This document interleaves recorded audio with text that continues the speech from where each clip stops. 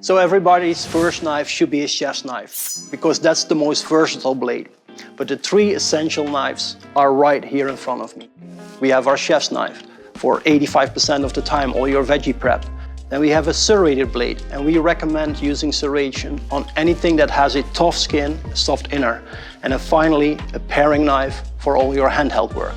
So let's start with a chef's knife. That's the most used knife in the kitchen. It's the most versatile knife. You can use that for mainly all your veggie prep. And I can use that in the chopping motion, but also in the circular rocking motion. Your second knife should be a serrated blade.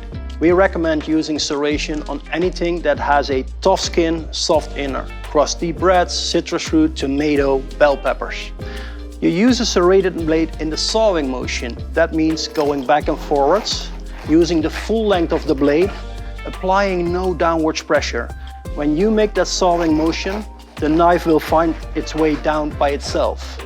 Also, citrus fruit have that tough skin and a soft inner. Same thing. Use it in the sawing motion.